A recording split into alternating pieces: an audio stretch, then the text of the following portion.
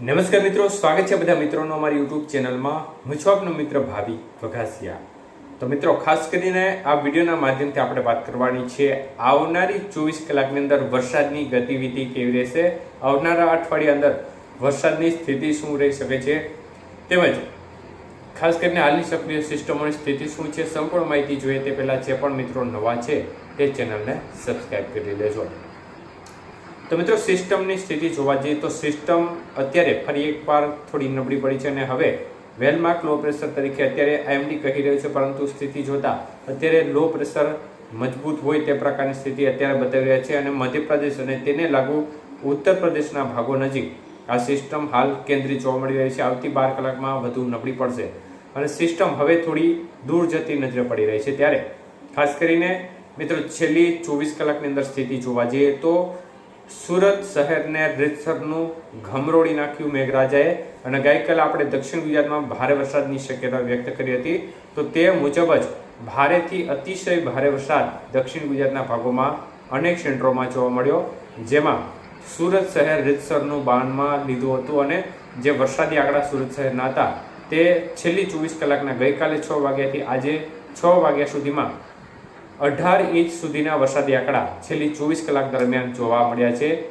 સુરત સિટીમાં પણ 15 ઇંચ કરતાં વધુ વરસાદ અનેક સેન્ટરોમાં જોવા મળેલો છે। ત્યારે મિત્રો, દક્ષિણ ગુજરાત સહિત મધ્ય પૂર્વ ગુજરાત, સૌરાષ્ટ્રના ભાગોમાં પણ ગઈકાલે છૂટો છવાયો વરસાદી માહોલ જોવા મળ્યો હતો અને બપોર બાદથી વરસાદની ગતિવિધિ છે તે નોંધપાત્ર રીતે ઘટી ગઈ હતી, કારણ કે સૂકા પવનો છે તે ફરી શરૂ થઈ ગયા છે। ત્યારે મિત્રો, ખાસ કરીને આવનારી 24 કલાકની અંદર વરસાદની સ્થિતિ વિશે વાત કરીએ તો હજી પણ આવનારી 24 કલાકની અંદર દક્ષિણ ગુજરાતના ભાગો છે તેમાં છૂટો છવાયો વરસાદી માહોલ હજી જોવા મળશે, જેમાં સુરત, વાપી, વલસાડ, દમણ, દાદરા નગર હવેલી, નર્મદા, સાપુતારા આજુબાજુના ભાગો છે, ડાંગ, આહવા આજુબાજુના ભાગો છે તેમાં છૂટો છવાયો હળવો મધ્યમ વરસાદ હજી શક્યતાઓ દેખાઈ રહી છે। અમુક સીમિત વિસ્તારમાં ભારે વરસાદ પણ જોવા મળી જાય, પરંતુ સાંજ થતાં જ એ વિસ્તારોમાં પણ વરસાદની ગતિવિધિ છે તે ઘટવા તરફ શરૂ થઈ જશે। મધ્ય પૂર્વ ગુજરાતના ભાગોમાં પણ અમદાવાદ, આણંદ, ખેડા, ગાંધીનગર, વડોદરા, નડિયાદ, ગોધરા, દાહોદ, પંચમહાલ, છોટાઉદેપુર સહિતના ભાગો છે તેમાં પણ છૂટી છવાઈ વરસાદની ગતિવિધિ જોવા મળે અને હળવો મધ્યમ છૂટા છવાયા ભાગોમાં વરસાદ પડે આવનારી 24 કલાકની અંદર। સૌરાષ્ટ્રના ભાગોની વાત કરીએ તો સૌરાષ્ટ્રના ભાગોમાં આજે વરસાદના વિસ્તારોમાં મોટો ઘટાડો જોવા મળશે।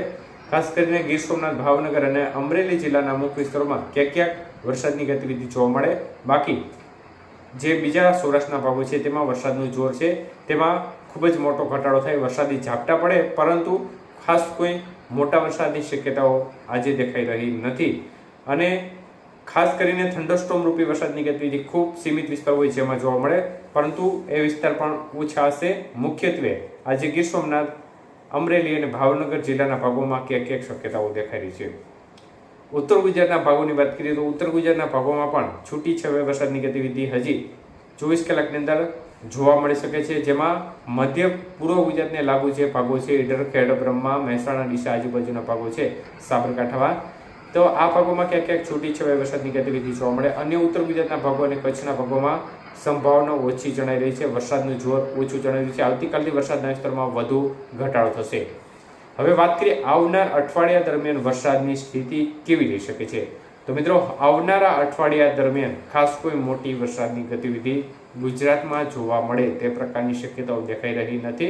દક્ષિણ ગુજરાતના ભાગોમાં છૂટો છવાયો વરસાદી માહોલ જોવા મળશે અને અન્ય ભાગો છે તેમાં છૂટા છવાયા ઝાપટા અમુક દિવસે જોવા મળશે અને ખાસ કોઈ મોટા ભારે વરસાદની શક્યતાઓ ત્યારબાદ એટલે કે આજના આગાહીના દિવસ બાદ સંભાવના ઓછી જણાઈ રહી છે। દક્ષિણ ગુજરાતના ભાગોને બાદ કરતા છૂટા છવાયા ભાગોમાં વરસાદી ઝાપટા રૂપી વરસાદની ગતિવિધિ જોવા મળી શકે છે। તો મિત્રો, આપણે સતત અપડેટ આપતા રહીશું। આગામી સમયમાં વરસાદનો રાઉન્ડ ક્યારે આવી શકે છે તે બાબતની માહિતી પણ આપણે ટૂંક સમયમાં આપીશું।